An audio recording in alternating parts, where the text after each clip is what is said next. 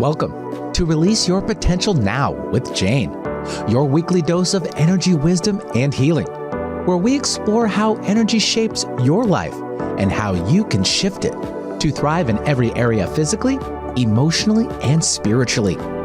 Each week, we'll dive into practical tools, real-world examples, and quantum energy perspectives to help you stay positive, navigate challenges, and reclaim your personal power. Whether you're dealing with stress, seeking balance, or curious about the energetic world around you, this is your space for insight, growth, and transformation. Hello, and welcome to Release Your Potential Now with Jane. I'm Jane Phillips, and we're continuing our Be My Valentine series in February. In episode 1, we explained emotional self-love, how to soften your inner critic and make receiving love feel safer. In episode 2, we talked about making peace with your body, building trust with yourself in a grounded physical way. And today, we're turning our attention outward toward connection with others, because February isn't only about love for yourself, it's also about love in motion, how we create connection in real life. If you've been feeling lonely, disconnected, or you're always the one waiting, this episode is a gentle invitation to take one step towards someone else. And we're going to do it in a way that's healthy. This is not about overgiving or abandoning your boundaries. This is about offering simple, non-judgmental Valentine love that's steady, respectful, and real.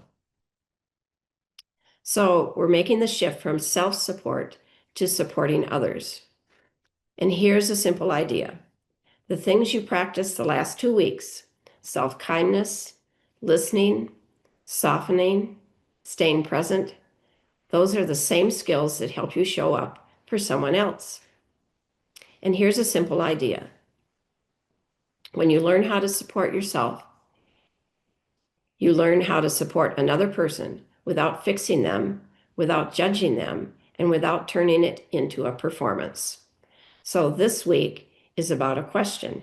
If you've been waiting for connection, are you willing to take the first step? So why does reaching out feel so hard?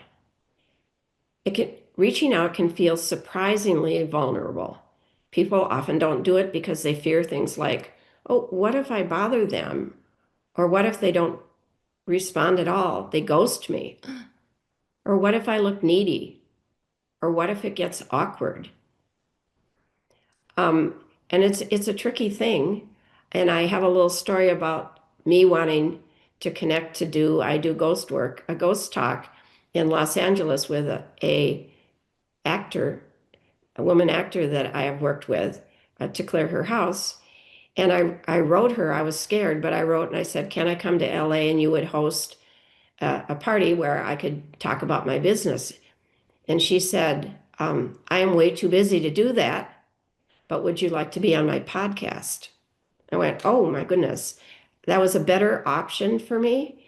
And I was on her podcast, and it allowed me a lot of connections with people that I would not have met if they hadn't been waiting, because she's talked about me a couple other times, for me to be live on the podcast.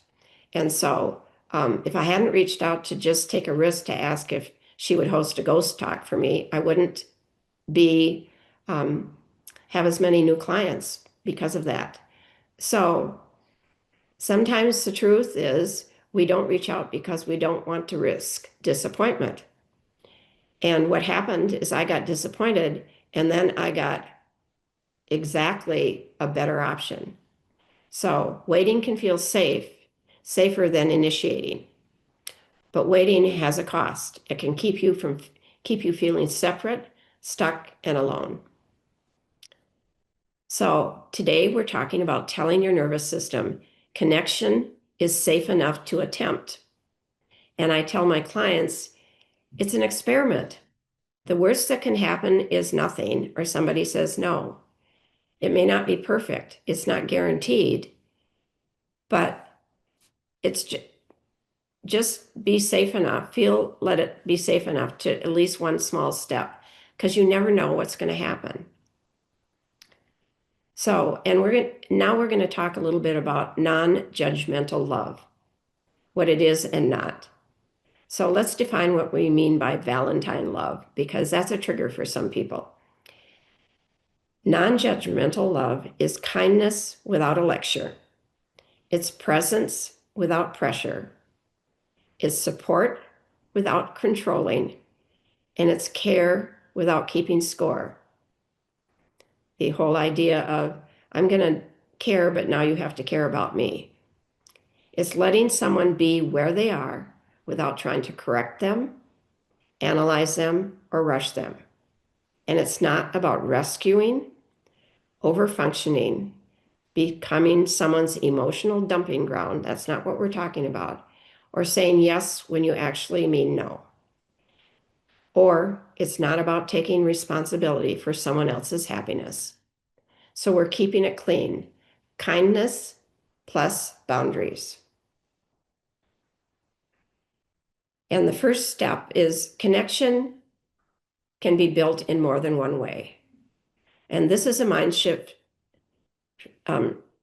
shift for this week. Connection doesn't always arrive because you deserve it. Sometimes it arrives because you initiate it. And some people think when initiating connection, they often think it has to be personal, direct, and emotionally intimate, like a big heart to heart.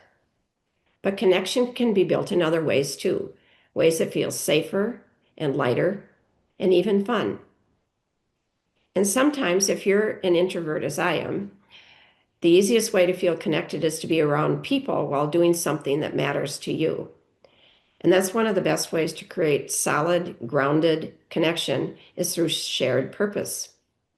So some ideas for you is maybe volunteer at a local food bank or help with a community cleanup.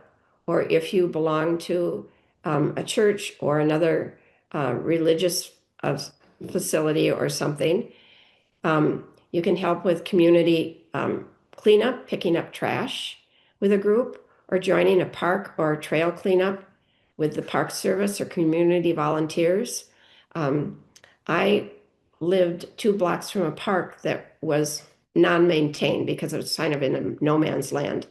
And I got irritated with the trash, and we had homeless people in there that were leaving things. And I finally decided that getting irritated didn't solve anything. So I went to the park with my dog and I started picking up trash and hauling it out. And I did that for 3 years. And after maybe 2.5 years, people started coming in that weren't there before because they were afraid of the trash and the homeless and all of that. But I even had the courage over time to pick up some of the homeless stuff. And people started coming in with their children and their strollers. And after 3 years, I walked in one day and the whole Park Service was there cleaning up this park. I'd been working on it for 3 years. And there was somebody else that I made a connection with during that time who had kind of given up, right? She said, well, everyone retrashes it, so I'm not going to stay with it. But I enjoyed picking up trash, and my dog liked being in the park off leash. So I just kept doing it. And I would call the Park Service if I had something I couldn't pick up, like a flat screen TV that was broken.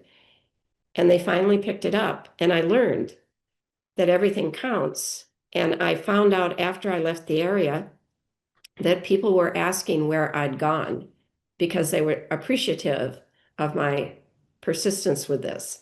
So you never know where things you're going to connect. I connected with another lady in the park and really supported a lot of people in the community, even though they didn't know necessarily who I was.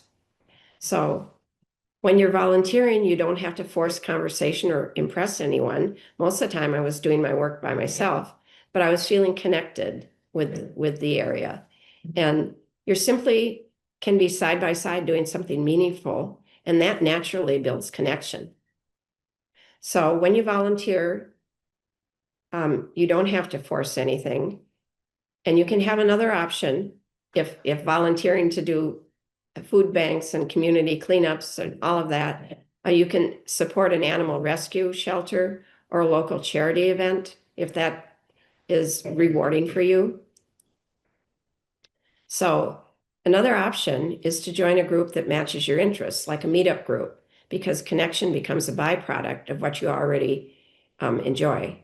So you could join a hiking group, especially if exercise is a goal and you're not getting it done alone, which would be me, but I'm working on it. So you could become part of a book club, or become part of a meditation group, or a walking group, or a beginner art class, or a writing circle, maybe a gardening club, or a new in the town social group. So there are lots of options through Meetup or other things. So the important thing is connection doesn't have to be intense to be real. Sometimes it starts with, I belong here, before it becomes, I'm deeply known. So how to connect without over giving? It's about boundaries. Let's talk about boundaries because it matters. A boundary is not a wall, it's a container. It's what allows kindness to stay clean. And if you're someone who tends to overgive, and I have that tendency, check in with yourself. Am I reaching out to connect or earn my place? Can I do this without resentment? If you're doing it with resentment, probably not the right thing. Or am I offering support, or am I trying to fix something? So a simple rule is if it costs you some peace, it's probably not love, it's pressure. So we're asking you to choose kindness that doesn't betray you.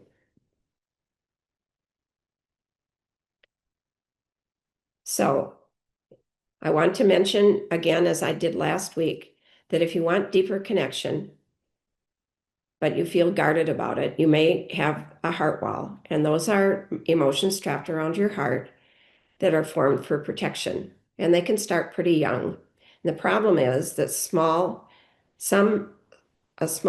heart wall can block real closeness and receiving love. And it gets bigger over time. When the heart wall is released, emotional hits often move through faster, so they don't linger for days in your body and affect your mood. So if you're curious about how a heart wall may improve your connection with others, you can go to janecphillips.com to learn more. And if you send me an email during the month of February, I'm giving 10% off the heart wall removal, which can take more than one session, but I'd love to help. So janecphillips.com. Thanks. So we want to offer a simple practice, which is compassion without carrying. And a simple practice you can use with anyone, friends, family, coworkers, even people you're meeting through volunteering groups, is this kind of idea is your compassion without carrying it with you, okay? So you see them and you notice somebody, you really notice them, and you care. And then if they're sharing an experience that seems really hard and you have compassion for it, you don't have to fix it. You can respond with, that sounds hard, or I appreciate why you feel that way.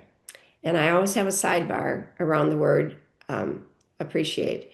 A lot of people will say, I understand why you feel that way or how you feel that way. The word understand is really laden with, it triggers people because you and I have had our life experiences. And with our life experiences, we see the world in a unique way that's only true for us. And so when you say, I appreciate that, you're not acknowledging that you have the same view of things, but you appreciate that they're having a hard time or whatever is going on. And you can say, I appreciate why you feel that way or how you feel that way. So you're not agreeing and you're not helping, you're just helping someone else be seen and heard, and you're not required to do anything. Now, I usually add a comment when I'm talking about this to my men friends, is because men are really wired well. They have a different brain set than women to to fix things, to solve problems. And so when we're sharing things, a lot of times my men friends say, "Oh, this is what you need to do." And women have been wired a little bit differently. We still do that. I've done that when I shouldn't. But we're wired for and have the ability to just hang in there with people. So sometimes I will be listening to a friend for half an hour, just going, yeah, oh, that's tough. And all she needed was to be able to voice her stuff. So that's certainly a way to offer support. You're offering support, not a rescue mission. It's just a small being there. And you got to release what the outcome is. If you decide to give them advice, you can't control how they're going to respond or heal or change or even appreciate it, but you can be there for them. And this is how you love without losing yourself. You just be there. So one of the most overlooked ways to create connection is consistency. So a lot of people feel lonely because they don't have regular points of contact. And they might have people they love, but not rhythms of connection. And that's why volunteering like once a week or by joining a group that meets twice a month can quietly change your whole life. It creates friendly familiarity, and friendly familiarity is often the foundation for deeper friendships. So if you're someone who feels awkward, shy, or out of practice socially, shared activities are powerful. You can show up, be yourself, contribute, and gradually feel more at ease. So if you feel lonely, there's nothing wrong with you. Loneliness is often a signal that you want more connection. And sometimes it's also a signal that your system is cautious. It learned that reaching out wasn't safe, or it didn't work, or hurt. So if this episode stirs emotion, I want you to hear this. You don't have to overhaul your life. You just have to take one step that matches your capacity. One small reach, one small yes, or moment of kindness. So as we close today, I want to leave you with this. February is about love for yourself and for others. And love isn't only something you feel, it's something you practice through attention, kindness, steady presence, and small acts that say you matter. If reaching out feels vulnerable, that's okay. Vulnerability is often the doorway to real connection, and you can do it with boundaries. You can be kind without carrying somebody else's issues. And you can offer love without losing yourself. Sometimes the most connective thing you can do is join a shared purpose. Volunteers show up and let the community happen naturally. Thank you for spending time with me on Release Your Potential Now with Jane. Next week in episode 4, we're expanding this Valentine love even further into love for the planet, the trees, the land, your yard, your home environment, and the natural world that supports you every day. Until then, take one small step toward connection this week because it matters more than you think. Thank you for listening. This has been Release Your Potential with Jane. Thank you.